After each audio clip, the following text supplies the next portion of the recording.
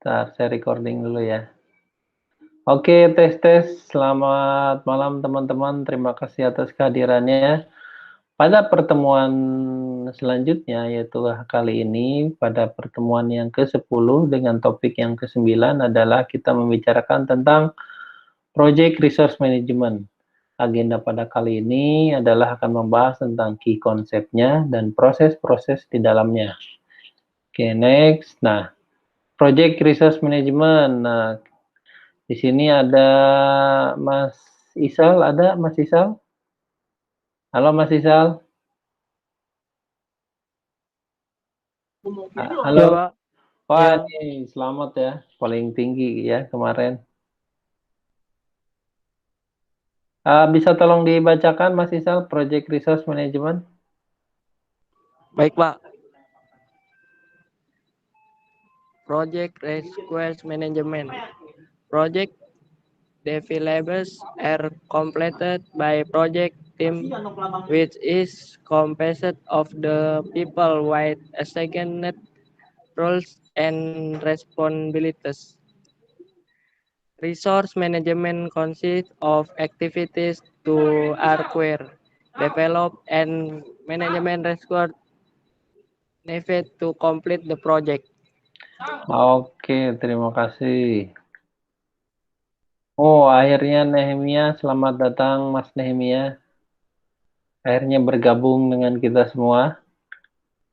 Kita kali ini baru mulai ini Mas Nehemia di kali ini membahas tentang Project Resource Management.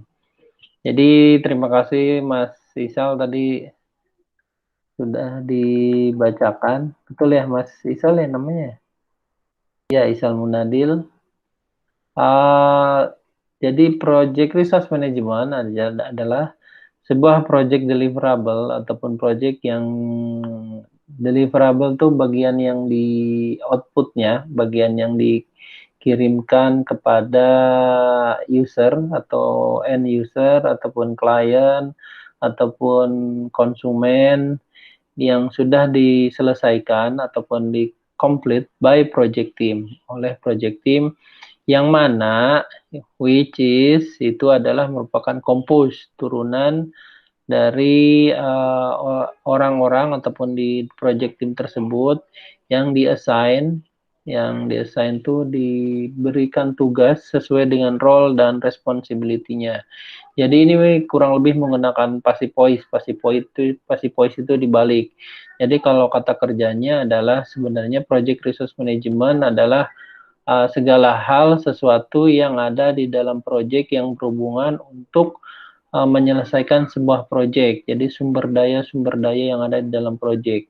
Namanya juga resource. Dan resource ini tidak hanya terbatas dengan yang namanya SDM saja, termasuk ada equipment juga itu resource, termasuk ada funding ataupun keuangan juga itu bagian dari resource gitu sebenarnya ya, dari etimologinya. Lalu kalau di bawahnya ini resource management katanya consist of terdiri dari aktivitas untuk mengacquire, mendevelop, mengacquire itu untuk mendapatkan atau mendevelop dan memanage dari resource yang diperlukan untuk menyelesaikan sebuah project.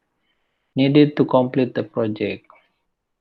Nah, tadi kan sudah kita bahas nih mengenai definisi dari project resource. Nah, ini adalah gambaran secara umum dari definisi yang sudah kita bacakan tersebut. Ini project resource management itu terdiri dari dua. Ada human resources atau sumber daya manusia, ada physical resources. Nah, kalau SDM kita ketahui kan hasil akhirnya akan menjadi di sini misalnya ada divisi yang mengurusin khusus SDM adalah misalnya Human Capital Management ataupun HR Department, Human Resource Department gitu.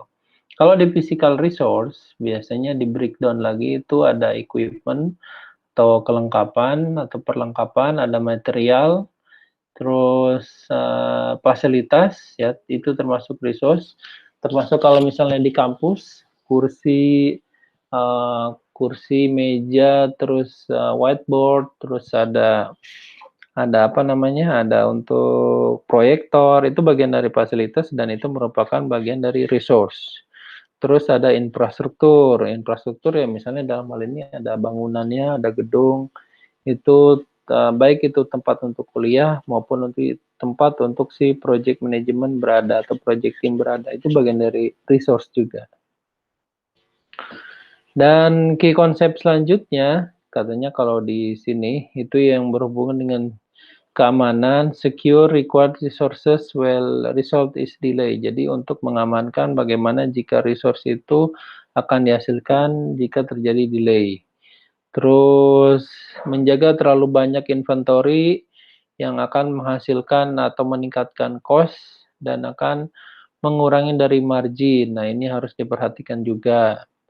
Jadi kalau misalnya resource-nya terlalu disimpan terlalu lama dan banyak, itu keeping too much juga akan berdampak negatif. Jadi kalaupun resource itu ya idealnya dinamis gitu, dynamic.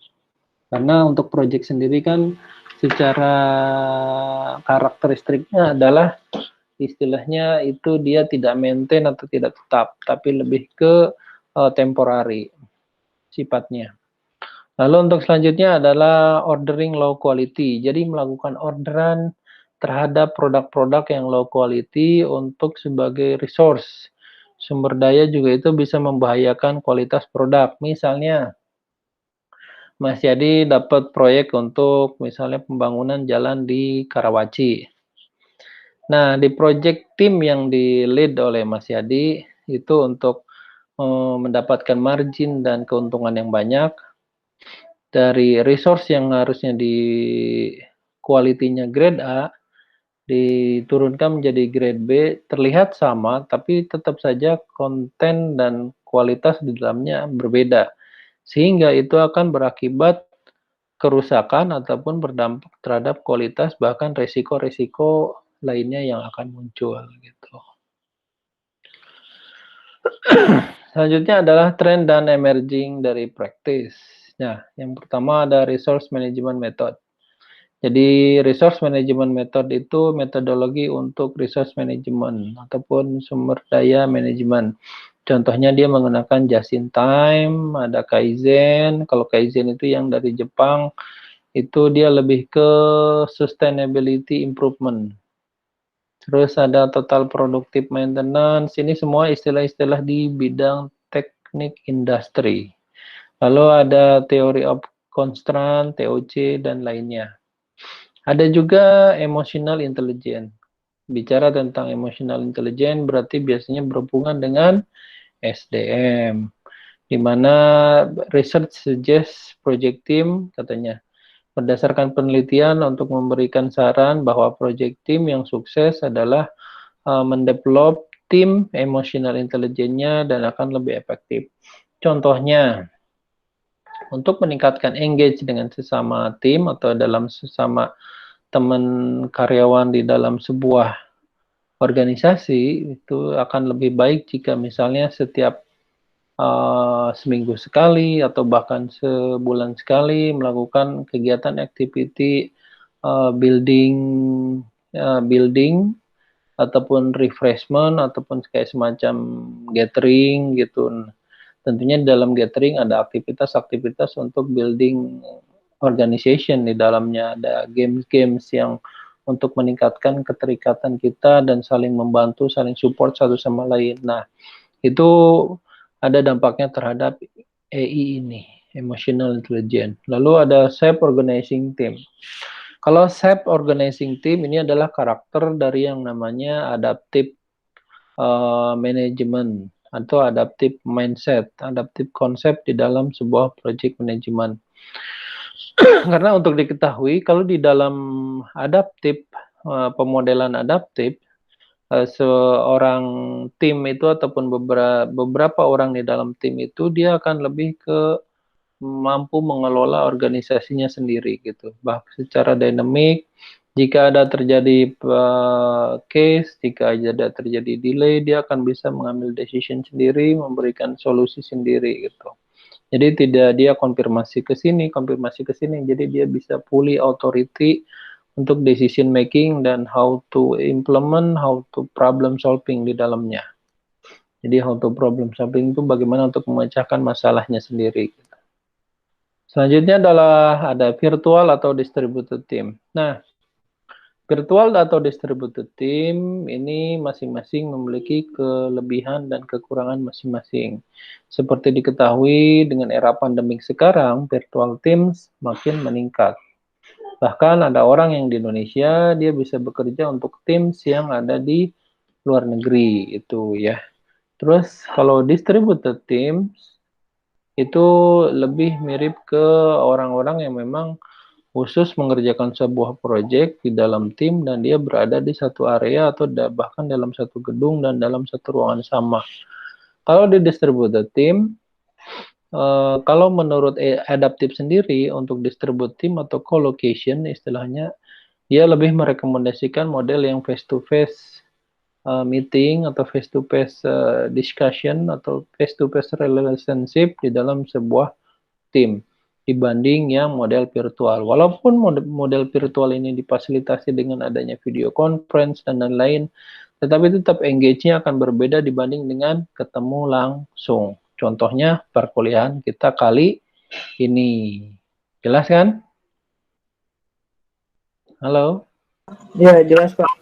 Nah, iya, kalau misalnya dalam perkuliahan ini kan karena online. Walaupun saya sudah sebut virtual team sekarang ada, tapi saya nggak bisa monitor nih teman-teman memperhatikan atau tidaknya. Manakalanya itu kita co-location ataupun kita distributed team ataupun distributed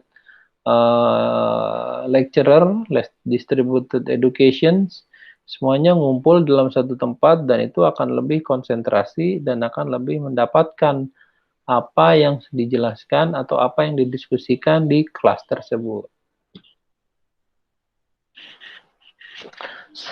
Oke, selanjutnya ini tailoring konsiderasi. Konsiderasi itu pertimbangan di dalam proyek itu yang berhubungan dengan resource management. Yang pertama ada diversity, itu perubahan. Jadi harus dipahami bahwa dalam proyek khususnya yang berkaitan dengan resource management dalam artian resource untuk sumber daya manusia, pasti ini diversity.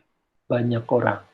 Tidak semuanya satu rumpun yang sama, bahkan kita di Indonesia saja kan ada orang Sunda, ada orang Jawa, ada orang Papua, ada orang Makassar, ada orang Ambon, ada orang Aceh, jadi macam-macam.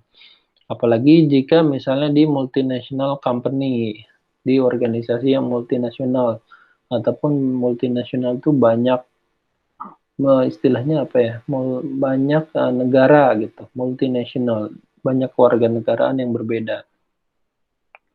Nah, itu harus dipertimbangkan juga di dalam pemodelan untuk resource management. Lalu selanjutnya physical location. Physical location karena kali ini kita bahas tentang adaptif, jadi physical location menjadi salah satu yang concern di dalam pemodelan adaptif mindset. Karena di adaptif mindset ini, untuk khususnya project management, dia lebih concern terhadap face-to-face meeting atau face-to-face coordination. Lalu ada acquisition of team member. Jadi bagaimana cara untuk proses mendapatkan team member tersebut. Lalu manajemen of team. Selanjutnya memanage dari timnya bagaimana untuk agar saling sinergi, saling koordinasi dalam tim. Kalau misalnya ada yang weak atau ada yang lemah, bagaimana how to problem solvingnya, bagaimana untuk menyelesaikan masalahnya gitu, atau membantunya setidaknya. Itu contoh dari yang tadi emotional intelligence itu. Lalu ada life cycle approach. Jadi life cycle approach itu concern yang harus diketahui adalah di dalam tim tidak hanya seorang project manager, seluruh tim harus memahami apa saja proses-proses tahapan di dalam project manajemen yang sedang dikerjakan. Pendekatan-pendekatannya apakah menggunakan fully adaptif ataukah akan hybrid project management ataukah masih fully atau full dari yang namanya istilahnya predictive life cycle gitu. Kalau predictive life cycle contohnya adalah waterfall. Next, konsiderasi untuk yang agile ataupun adaptive environment. Oke, ini yang pertama, kalau kita bahas tentang adaptif, pasti dia concernnya dengan istilah self-organizing team. Karena yang diharapkan timnya itu mampu bergerak sendiri secara dynamic dan bisa ngurus istilahnya dirinya sendiri dalam tim itu. Tentunya dalam timnya ada banyak varian banyak varian skill set di dalamnya. Ada yang orang spesialisasi misalnya di programmer, ada spesialisasi orang testing, ada spesialisasi mungkin untuk front end, ada spesialisasi programmer back end, ada yang spesialis database, ada spesialisasi security, dan tentunya itu di-lead oleh yang namanya project management team. Baik itu yang bagian untuk adminnya, ataupun bagian dia project manajernya, atau ada juga project sponsor. Project sponsor itu yang membiayai projectnya. Atau ada stakeholder. Stakeholder itu UIC, unit in charge yang lain, ataupun PIC di dalam sebuah project management itu yang berhubungan secara langsung ataupun tidak langsung, tapi dia akan salah satunya memiliki influence, akan memberikan dampak terhadap output dari project, output dan proses dari project itu. Contohnya, kalau di sini bicara tentang resource management, salah satu stakeholdernya adalah HR department atau HR manager atau HR manager. Jadi manakala HR manager sebagai istilahnya apa stakeholder, salah satu stakeholder, jadi juga kita harus untuk maximize fokus dan kolaborasi dengan para stakeholder tersebut. Dan kolaborasi di sini adalah harus untuk meningkatkan boost productivity dan memfasilitasi inovatif ataupun memfasilitasi dari problem solving yang inovatif, yang berbeda, yang kreatif. Wah, ini banyak ini. Masih ada 44, saya beberapa di skip saja ya. Hanya yang concernnya saja. Project Resource Management intinya dia ada 1, 2, 3, 4, 5, dan 6 proses. 6 proses tersebut dibagi dalam 3 grup berbeda, 3 grup proses. Ada di planning, eksekusi, dan monitoring. Adapun untuk di initiating dan di closing tidak ada activity yang berhubungan dengan resource. Jadi kalau di pas periode initiating, misalnya ada teman-teman sebagai project manager ditanya oleh stakeholder atau project sponsor, ini bagaimana resource karyawannya? Di initiating itu belum bicara perihal itu. Dia masih bicara tentang goalnya apa project ini, inisiatifnya apa project ini, gitu. Hanya bicara tentang high levelnya saja. Jadi termasuk juga di closing. Nah, pada saat di closing, segala hal yang berhubungan dengan resource management harusnya sudah clear. Karena dia tidak activity lain. Sudah clear dalam artian kalau misalnya ada vendor yang mendevelop untuk project yang sedang kita kerjakan, berarti itu harus sudah selesai pembayarannya, harus selesai invoice-nya, dari mereka deliver juga sudah selesai ke kita. Termasuk jika ada dokumen-dokumen yang harus ditandatanganin pada mekanisme dari monitoring sampai sebelum closing itu udah harus selesai. Terus saya singkat ya, plan resource management berarti intinya adalah untuk estimate, acquire, manage, dan use team. Ini plan resource management ada banyak ITTO-nya, istilah input, tools, teknik, dan output-nya. Ada project charter sampai OPA, lalu ada expert judgment, ini berarti dia istilahnya advice dari konsultan. Lalu ada proses meeting juga bagian dari untuk resource management, tools-nya. Lalu untuk output-nya ada resource management plan, team charter, dan project dokumen yang harus diupdate. Nah, resource management itu isinya apa saja sih dalamnya? Kurang lebih ada identifikasi resource, acquiring, role, dan responsibility, project organization chart, karena ini bukan istilahnya ataupun departemen operasional, jadi dia juga harus ada project organization chart sendiri untuk komunikasi reporting ke manajemen. Lalu ada project team resource management. Nah, project team resource management berarti sumber daya yang tadi sudah disiapkan, dia akan menjadi project team member di dalam tim tersebut. Lalu ada training dan development, resource control, dan recognition plan. Recognition plan berarti rencana untuk bagaimana di resource ini terrecognize itu diketahui gitu, diketahui akan adanya mereka di dalam sebuah organisasi tersebut. Terus 13, pada halaman 13 ada tim charter. Tim charter itu sebuah dokumen yang untuk establish itu mengadakan dari apa itu tim value, agreement, dan operating guideline untuk tim tersebut. Tim charter isinya ini. Team value, communication guideline, decision making kriteria, conflict resource, meeting deadline, dan team agreement. Nah, ini project organization chart, ada modelnya hierarchy, matrix seperti ini. Ada juga yang namanya text oriented format, atau istilahnya job desk-nya itu ditulis di sini. Kalau ini jelas berdasarkan struktur komunikasi dan reporting. Itu organization chart gitu. Misalnya di sini dia harus lapornya ke yang atasan sini. Atasan sini dia harus lapor lagi ke PM tersebut. RAM, Responsibility Assignment Metric. Nah, ini masih harusnya beberapa teman-teman kalau misalnya sudah bekerja, ini sudah mengetahui secara normal bahwa di dalam organisasi juga harus diketahui yang namanya RACI chart. Itu responsibility, accountable, consult, dan inform. Jadi misalnya di dalam sebuah project ini aktivitinya banyak, lalu ada project membernya siapa saja, misalnya Yadi, ada Nurholid, ada Indah, ada Nehemia, dan ada tadi misalnya yang lainnya. Nah, di sini sebutkan apakah dia A itu accountable. Accountable itu dia hanya sebatas untuk mengetahui dan melisting dia, lalu proses R ini berarti dia yang in charge-nya, responsnya, responsibility-nya, dia memang bertugas untuk mendevelop project charter ini gitu. Terus I, inform, dia hanya untuk menginformasikan saja.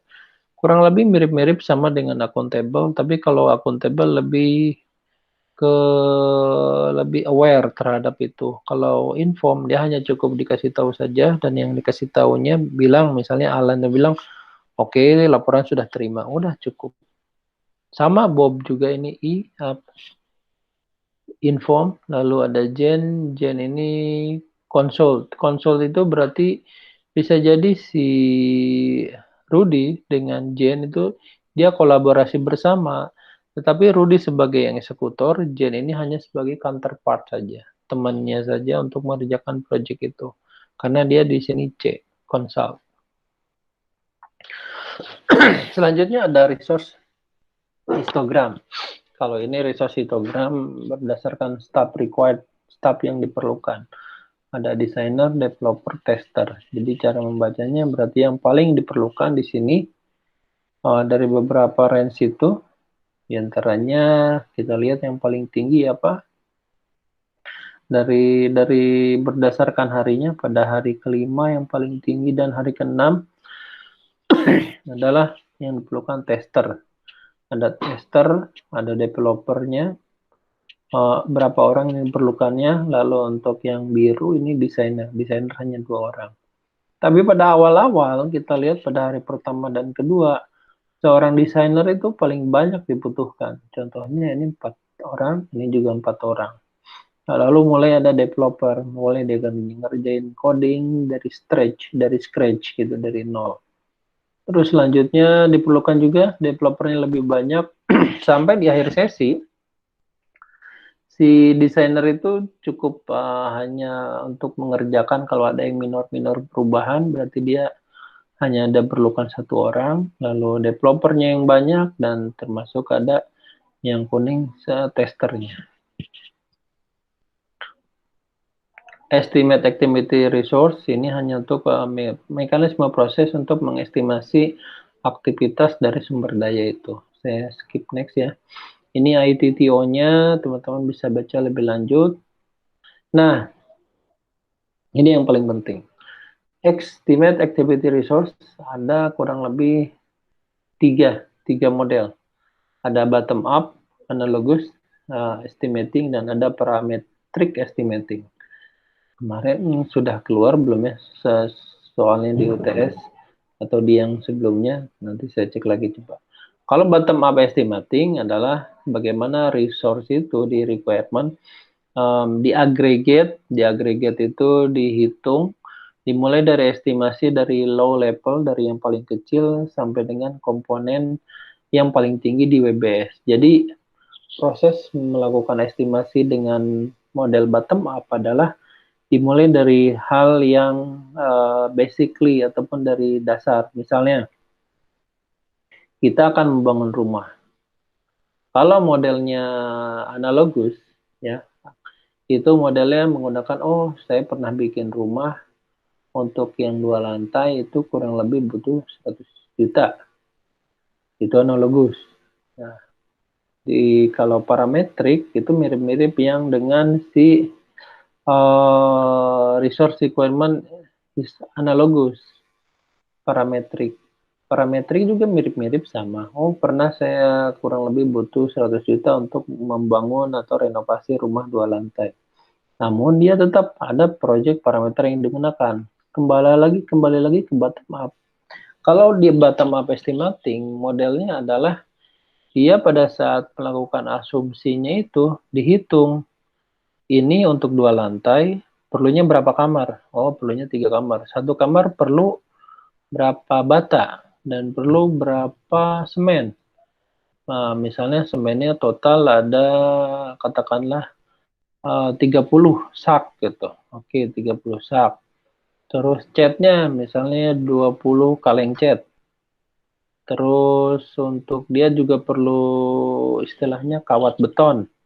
Nah, dari hitung yang kecil-kecil itu baru naik ke atas sampai akhirnya diketahui secara total ternyata dia basically hanya butuh misalnya 95 juta untuk merenovasi rumah.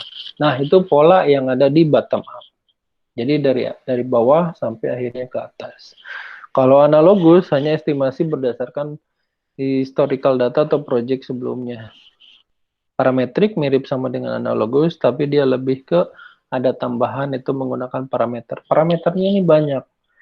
Jadi begitu, oh ya saya dulu mengerjakan misalnya renovasi rumah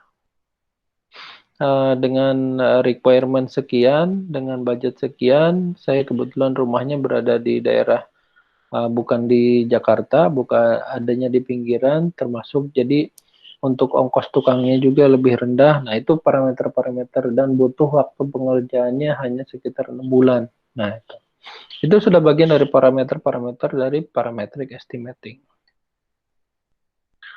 Next, ini ada resource breakdown structure. Itu dibagi menjadi 3. Ada personil, ada material, dan ada equipment. Dalam personil ini di bawah lagi diturunin lagi sampai dengan ada level 1, level 2, dan ada grade. Selanjutnya ada di tengah nih, acquire, development, dan manage team. Nah, saya percepat ya. Karena ini ada di executing, resource yang ada di executing, berarti resource itu seupaya mungkin dia melakukan development. Baik itu si acquire resource SDM-nya maupun fisikalnya. Ya kalau di sini semuanya bicara tentang develop team dan manage team, berarti semuanya bicara tentang sumber daya. Next, ini purpose-nya untuk acquire resource. Ini untuk team member, facilities, equipment, material, supply gitu. Ini contoh untuk ITTO-nya. Nah, di sini ada yang menarik, namanya resource calendar. Ada yang mirip-mirip dengan ini semua. Kalau resource calendar, itu katanya di sini disebutkan dokumen di mana periode berdasarkan waktu yang dibedakan ataupun dipecah setiap project team member untuk resource dan apakah itu available untuk dikerjakan ataupun tidak dalam project tersebut. Kalau ada tanggal merah, berarti resource calendar membaca hal tersebut. Tapi kalau hanya berdasarkan tidak kalender, berarti dia semuanya dikerjakan. Hanya on off saja gitu shiftingnya. Dia tidak melihat ada tanggal merah, ada tanggal hari libur nasional ataupun hari cuti bersama. Tapi kalau menggunakan skema resource calendar itu diperhitungkan semuanya. Nah, tadi sempat dibahas tentang virtual team. Virtual team ini berarti a group people with shared goal who fulfill their role katanya. Kurang lebih virtual team itu kumpulan dari beberapa orang yang untuk mengerjakan dari project tersebut, tapi dia tidak berada di satu physical location yang sama. Dia bisa berbeda-beda, bisa jadi satu di Jogja, satu di Malang, satu di Jakarta, satu di Tangerang, gitu. Beda-beda. Halo Epic. Nah, Halo Epic itu sebuah asumsi, sebuah pemahaman bahwa kalau misalnya dalam senioritas tim itu ada programmer yang handal, dia biasanya akan dijustifikasi juga, dia juga akan menjadi project manager yang baik. Nah, itu namanya Halo Epic. Padahal belum tentu juga. Kalau memang dia suka project, sukanya sebagai programmer, manakala dia dihadapkan sebagai project manager, dia harus nge-lead dan memanage, dan dia tidak habis waktunya untuk coding lagi seperti pada saat dia programmer. Padahal itu sebenarnya belum tentu, tapi di Halo Effect itu ada kemungkinan, gitu, possibility-nya. Kalau misalnya jago programmer, bisa jadi harusnya menjadi jago atau ahli di project manager juga. Develop team. Nah, develop team ini tujuannya untuk mengimprove dari kompetensi, interaksi, dan dari keseluruhan tim environment untuk meningkatkan project performance. Ini ITTO-nya. Nah, ini tadi sempat bahas ya, collocation. Jadi kalau collocation, kebalikan dari virtual team. Dia harus berada di satu tempat yang sama. Nah, ini juga yang menarik nih. Di dalam organisasi, untuk team building, ada yang namanya 5 stage, 5 tahapan atau 5 fase. Pada saat dimulai dari project itu dibuat. Pertama ada istilahnya forming. Forming itu istilah dari Bruce T. Stuckman untuk 5 stage team building, di mana di ini pada saat orang antar tim itu saling berkenalan, saling mengenalkan dia skill setnya di mana atau backgroundnya apa, lalu untuk membentuk, ayo kita mengerjakan tim untuk ini. Nah, ini juga pembagian job description di sini. Lalu storming ini malah grafiknya turun, tapi itu hal yang lumrah. Di mana storming itu berarti saling individu yang tadi sudah mulai kenalan, dia saling melontarkan pendapatnya sehingga terjadi debatable, dan istilah dari storming itu berarti storm itu badai. Jadi dalam organisasi itu terjadi konflik, tapi konfliknya adalah konflik positif, ada juga yang negatif. Kalau misalnya ke arahnya positif, tim itu akan norming, akan naik dari organisasinya, lalu akan perform, akan menghasilkan output yang bagus. Dan adjourning berarti dari output yang bagus itu dia tetap sustain dan akhirnya untuk menyelesaikan semua project tersebut yang ada dalam tim ini. Ini ada juga Maslow Hierarchy of Need. Kalau ini lebih ke ilmu sosial, di mana secara psikologis katanya kita manusia itu yang penting secara psikologi, lalu ada safety dan security, lalu kita juga perlu social belonging, yang ke selanjutnya ada esteem, itu challenges, kita juga perlu tantangan, perlu motivasi, dan yang paling tinggi adalah kita perlu yang namanya self aktualisasi. Yang self aktualisasi saat ini kan semakin berkembang ya dengan meningkatnya, dengan banyaknya penggunaan dari sosial media. Terus kalau ini has two factor, dia hanya berdasarkan hygiene factor dan motivation factor. Apakah dia berdasarkan good working condition, environment, good salary, job security. Kalau motivation, apakah di dalam perusahaan tersebut atau organisasinya ada responsibility yang jelas, ada professional peningkatan karir, ada untuk acknowledgement, pengetahuan dalamnya, ada recognition, penghargaan untuk disampaikan di audiens atau di dalam tim gitu. Dia dihargai oleh timnya. Ada teori X dan teori Y, berdasarkan McGregor ada teori X dan teori Y. Nah, kalau teori X-nya katanya people need to be watched. Orang-orang ingin terlihat.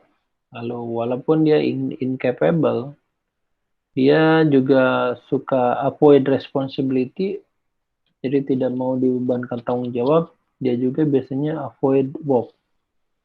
Sedangkan teori Y menyebut biasanya people are willing to work. Biasanya orang mau untuk bekerja tanpa supervisi dan hanya menginginkan achievement, hanya menginginkan goal targetnya selesai. Lalu biasanya orang-orang juga bisa direct usahanya sendiri, bisa melaksanakan usahanya sendiri tersebut. Nomor 34, manage team, berarti ini berbicara tentang bagaimana manage team ya. Untuk team member perform, providing feedback, resolving menyelesaikan sebuah isu, terus memanage team member jika ada terjadi perubahan changes. Ini ITTO-nya. Tipe-tipe power. Nah, tipe-tipe power itu ataupun tipe-tipe kekuatan ataupun leadership dalam organisasi ada expert, dia berarti dia skillful, dia experience. Ada reward berarti penghargaan, dia mendapatkan penghargaan sehingga dia memiliki power yang lebih dalam organisasinya. Lalu ada legitimate atau formal, ini biasanya berdasarkan jabatan atau posisi secara formal. Ada reference, berarti pertimbangan reference karena biasanya berhubungan juga dengan expert. Ya mungkin dia di refer sama seseorang jika dia tidak expert. Lalu ada punishment, punishment berarti hukuman dalam pekerjaannya.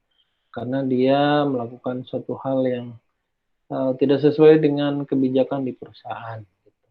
Punishment itu. Nah, model-model leadership lainnya ini ada dalam gambar graphic table, di mana ada participate, delegate, berarti itu stable environment, kata cara bacanya gitu. Jika environment dalam krisis, berarti dia autorisasi, semuanya diotorisasi dan hanya participate. Terus sumber dari konflik itu biasanya scarces resources yang scarces itu biasanya lack of resources. Karena kekurangan resources ataupun sumber daya resources yang penggunaan terlalu berlebihan gitu. Lalu ada miskom di dalamnya juga, lalu lack of priority. Jadi tidak ada priority dalam project management, itu juga salah satu sumber konflik. Lalu schedule yang tidak tepat atau tidak sesuai, itu juga bisa terjadi konflik. Lalu ada personality yang kurang bagus, dia juga bisa menimbulkan konflik. Ada cost yang tinggi juga sama. Lalu ada technical opinion, jadi technical opinion ini harusnya mengerjakan seperti ini tanpa ada validasi dan data pendukung yang jelas, ini juga bisa menjadi konflik. Tadi sudah dibahas tentang konflik problem. Nah, ini konflik resolutionsnya. Ada kolaboratif, problem solve, ada direct, ada dengan rekonsiliasi, ada akomodasi. Jika terjadi ada withdraw, berarti dengan menghindarinya. Yang terakhir adalah control resources. Berarti ini semua bicara tentang bagaimana cara mengkontrol dari resources tersebut. Ini tools-toolsnya. Ini tool dan inputnya, ini tools tekniknya itu data analisis, problem solving, interpersonal, dan PMIS, Project Management Information System. Outputnya sendiri ada WPI, change request, dan project management plan update sampai dokumen yang harus diupdate.